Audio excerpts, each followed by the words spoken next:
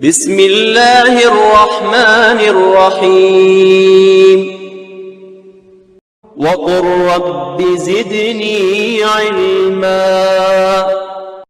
بسم اللہ والصلاۃ والسلام علی رسول اللہ وبعد۔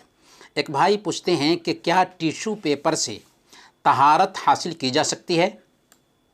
جی ہاں، ٹیشو پیپر سے بڑی طہارت ہو یا چھوٹی طہارت، دونوں طہارتیں حاصل کی جا سکتی ہیں۔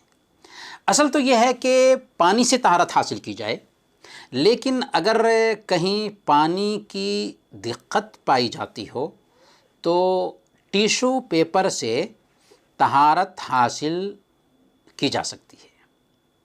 خود اللہ کے نبی صلی اللہ علیہ وسلم کے زمانے میں پتھر اور مٹی وغیرہ سے طہارت حاصل کرنے کا رواج تھا۔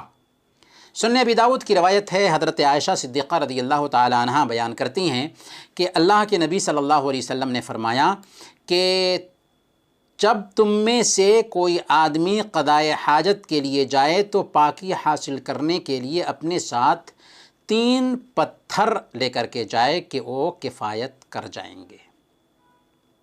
اور صحیح بخاری کی ایک روایت میں اللہ کے نبی صلی اللہ علیہ وسلم نے حضرت ابو ہریرہ رضی اللہ تعالیٰ عنہ سے فرمایا تھا، جب کہ آپ قضائے حاجت کے لیے جا رہے تھے، آپ نے ان سے کہا تھا کہ چند پتھر تلاش کر کے لاؤ تاکہ اس سے پاکی حاصل کریں، البتہ ہڈی اور لید مت لانا۔ جب